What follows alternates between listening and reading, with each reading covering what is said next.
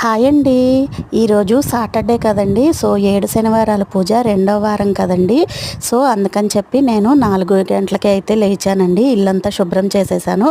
ఈరోజు క్యారేజీ కట్టే పని అయితే ఉందండి. అందుకోసమని ముందైతే అన్నం వండేసి దేవుడికైతే కొద్దిగా అయితే పక్కకు తీసేసి ఇంకో కంచంలో అయితే అన్నం అయితే చల్లారి పెట్టేస్తున్నానండి.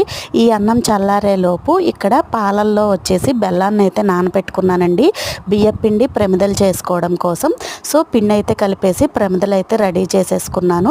సో వీటన్నిటిని కూడా దేవుడి దగ్గర అయితే సర్దేసుకున్నానండి. కొబ్బరికాయ, అరటిపండ్లు, కిస్మిస్ పళ్ళు, చిమ్మిరి ఉండలు, అలాగే స్వామివారికి మాల, అలాగే పువ్వులు, దీప అలంకరణకి పువ్వులు, చామంతి పూలు, మల్లెపూలు, విరజాజులు అండ్ అలాగే తాంబూలం పెట్టుకోవడానికి తమలపాకులు, పూజా సామాన్లు, కొబ్బరికాయ కొట్టడానికి గ్లాసు అండ్ అలాగే అది కూడా పక్కన పెట్టేసుకొని తులసమ్మ వారి దగ్గర దీపం అయితే పెట్టేసుకున్నానండి.